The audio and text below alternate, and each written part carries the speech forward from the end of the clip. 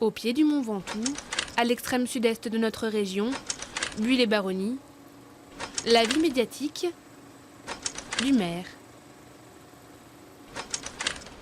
Très à l'aise avec les télévisions, Jean-Pierre Buix sait faire parler de sa commune quand il le faut. Il a pris sa plus belle plume pour écrire aux grands de ce monde. À son Altesse le Prince de Monaco, Palais Princier de Monaco, place du Palais, Monaco, Monseigneur. Le maire de Buis-les-Baronnies tente le tout pour le tout. Il lui manque 4 millions d'euros pour rénover son hôpital, qu'à cela ne tienne, il sollicite les grandes fortunes. On sait déjà qu'ils ont l'argent. Je ne vais pas demander de l'argent déjà qu'ils n'en ont pas. J'ai fait l'ouverture du journal, ça m'a aidé. Ça a aidé dans un sens où quand même les hommes politiques peut-être en ont entendu parler. Je suis allé voir le ministre, j'ai rencontré tout ce qui était possible d'influencer le dossier. Et justement, 1 ou 2 ans après, il a fallu quand même un peu de temps, eh bien l'État, alors que je demandais aux riches de ce monde d'intervenir, eh bien l'État nous a dit c'est bon. 2006. Un déguisement pour un autre combat qui a intéressé les médias.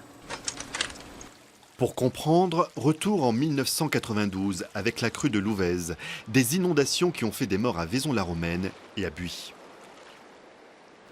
Consternation aussi à Buis-les-Baronnies, où l'on tente d'éponger les dégâts. Ce n'est plus une simple rumeur, le village sait qu'un des facteurs a disparu, prisonnier d'une voiture portée par le courant. Dans les années suivantes, l'État a imposé un nouveau plan d'occupation des sols. De procédure en procès, la quasi-totalité de Buis se retrouvait en zone inconstructible. Impossible de bâtir la moindre maison. Inacceptable pour le maire. Les médias ont repris ça, on a interpellé le préfet qui nous a dit écoutez, on va se retrouver à une table ronde. Et du coup, j'ai eu la joie, alors que certains disaient mais qu'est-ce qu'il s'amuse à faire le maire de Buis, tout d'un coup les médias de la Drôme et du Vaucluse ont titré un maire de la Drôme fait plier l'État, tout simplement parce qu'on avait reconnu que j'avais raison.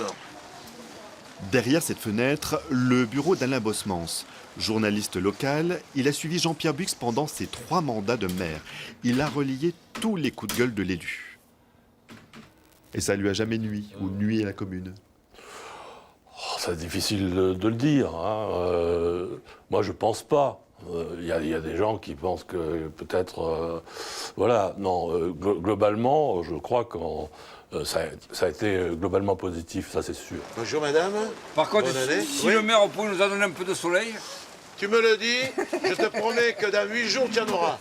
Alors, peut-être que parfois, auprès dans des circonstances naturelles de la vie normale, on est fatigué, parfois j'en ai peut-être un peu trop frais. Mais tout ce qui était dans l'intérêt de mes concitoyens, tout ce qui était pour l'intérêt de mes administrés, pour ma ville, pour l'avenir des Pitchounais, je ne regrette rien.